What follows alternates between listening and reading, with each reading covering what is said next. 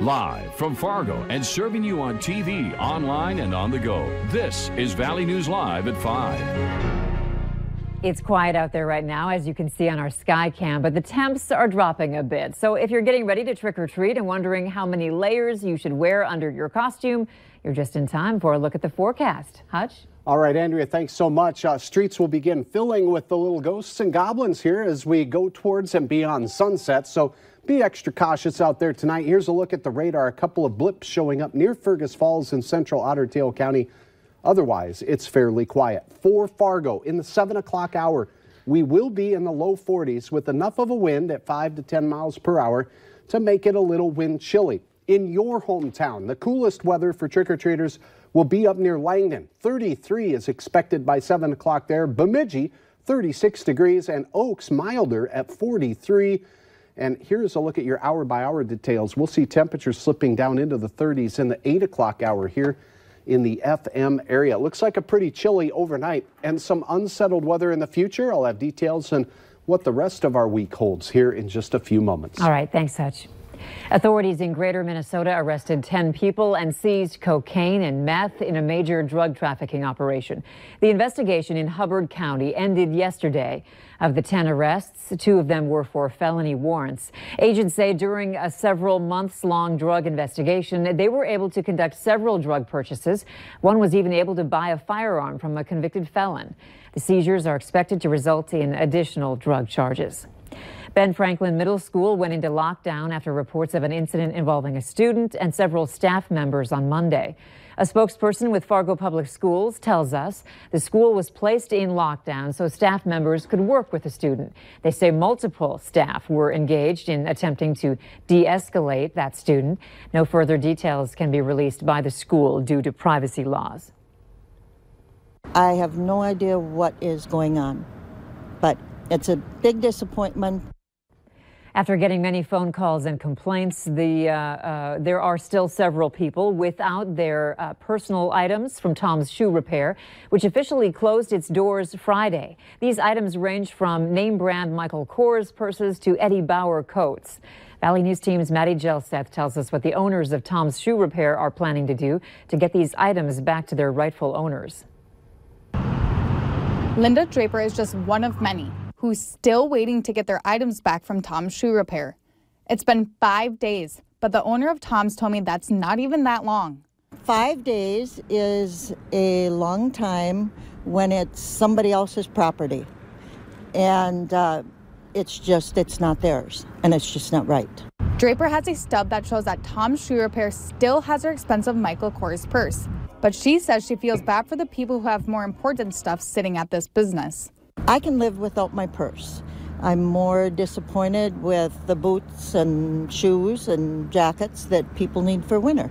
The Norris said they're closing due to financial reasons, but they plan to get people's items back to them.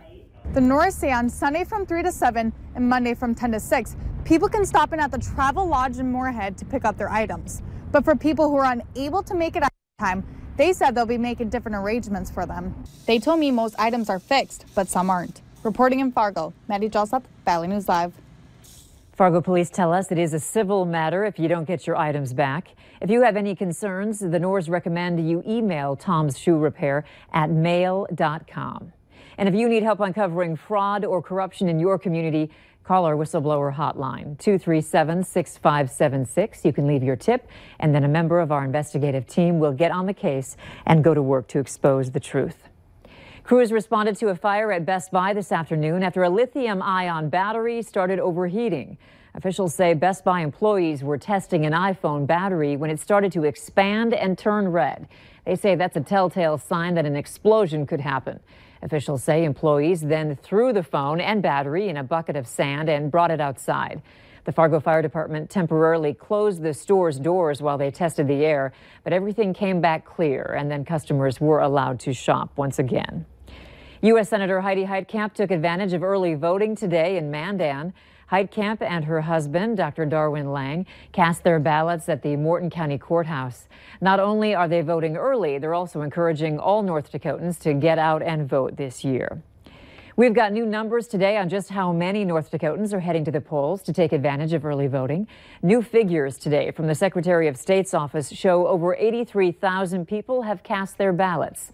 A fourth location in Cass County opened today. You can now vote at the Days Inn in Castleton, the Ramada Inn and Fargo Dome in Fargo, and the Doubletree by Hilton in West Fargo. Hours are from 10 a.m. to 7 p.m. through Friday. Early voting is also a hit in Minnesota. Secretary of State Steve Simon says the numbers are unheard of. He says the state is on pace to match or exceed turnout in a presidential election year. A financial shot in the arm for an organization charged with helping feed needy people in our community. Hornbachers today handed over a check for nearly $61,000 to the Great Plains Food Bank. The money the local grocery store chain raised comes from its annual Check Out Hunger campaign. That's when they ask you if you would like to donate as you pay for your groceries. The longer we do it, the more involved our team gets raising the funds, and so they really start to see the good things that are happening at the Great Plains Food Bank, and so they get more exposure. They know that they're doing something really great for the community, and we live in a place where people are so generous and make sure that they're always taking care of their neighbors, so it's just a great place to be. Food bank officials say this contribution will pay for more than 182,000 meals. The campaign ran for just a month, the closing days of June to near the end of July. All the Hornbachers stores in Fargo, Moorhead, West Fargo, and Grand Forks took part in it. Today was the last working day for West Fargo Police K-9 Disko. He is the department's first police dog and had two of the state's largest drug seizures. In his 11 years out on the streets, Disko was deployed more than 1,000 times and sniffed out millions of dollars worth of narcotics. First Baptist Church of Fargo is making trick-or-treating easier this year by creating a one-stop shop. The church is hosting its first trunk-or-treating event with nearly 15 trunks full of candy. There will also be hot apple cider available and a photo booth to remember this year's creative costume.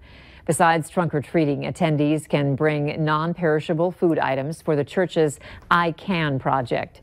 First Baptist Church hopes to get a trailer full of these items to bring to shelters in the FM area. To pick up one extra item a week costs you $1, maybe $2, and that can all go to the emergency food pantry or other organizations that are in need here in the community. Trunk-or-treating runs until 7 o'clock tonight, but for more events going on in the area, visit valleynewslive.com. If you thought the Mall of America couldn't get any bigger, think again. The city of Bloomington and the mall are moving forward with plans to construct one of the largest indoor water parks in the country. The park has been part of an expansion plan for the mall for years. According to a proposal submitted to the Bloomington City Council, the building itself would be about 250,000 square feet, with the total area even larger, making it the largest or second largest water park in North America. It would cost between $230 and $250 million to build.